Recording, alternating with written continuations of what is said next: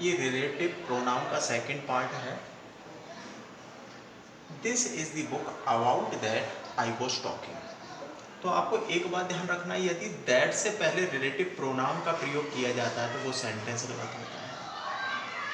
और आपको ध्यान रखना है कि जिस सेंटेंस में दैट होता है तो हम प्रपोजिशन का प्रयोग कैसे करते हैं। तो ये सेंटेंस बनेगा कि this is the book that I was talking about. कि आप जो प्रपोजिशन है उसको सेंटेंस के अंत में ले जाओ, या फिर आप ऐसे बनाओ कि रिलेटिव प्रोनाउन है उसको ड्रॉप कर दो और प्रपोजिशन है उसको सेंटेंस के अंत में ले जाओ। This is the book I was talking about.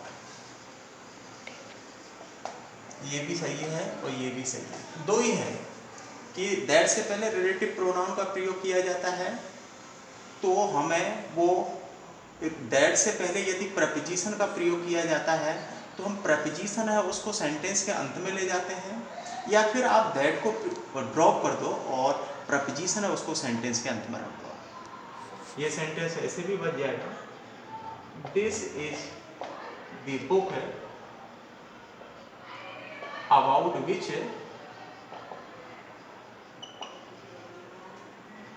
I was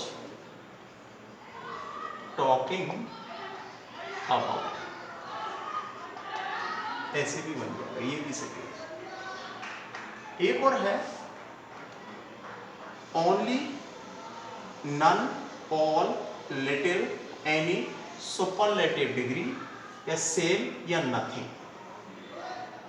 only, none, all, little, any, superlative degree, same, nothing, ये सभी शब्द है एंटीसीडेंट से पहले हो।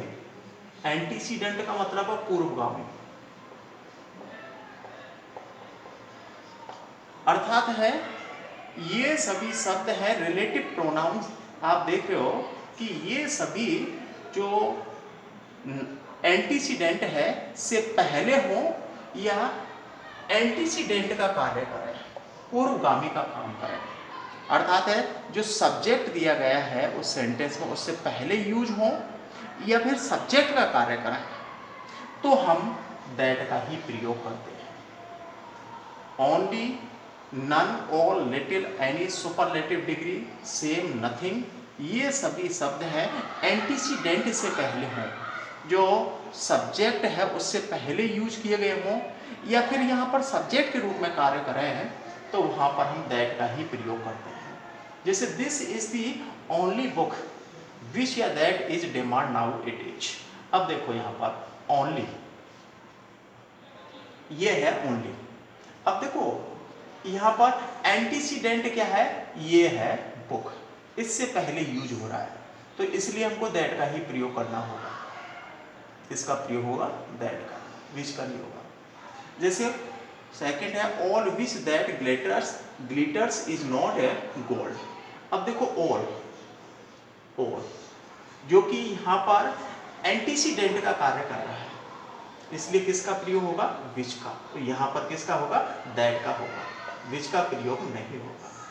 दिस इज द बेस्ट और which I have been able to do four.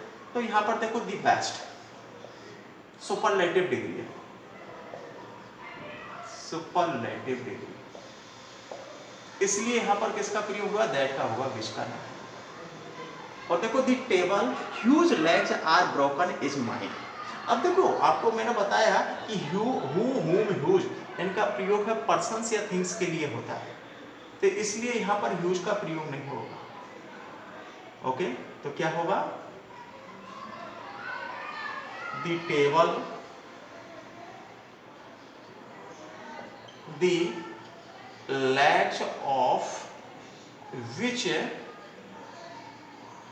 Are broken is mine. देखो Ram legs are broken is my student. अब देखो राम है यहाँ पर, तो relative pronoun who whom whose में से कोई एक आएगा, पोजीशन को कर रहा है यहाँ पर तो ह्यूज आएगा।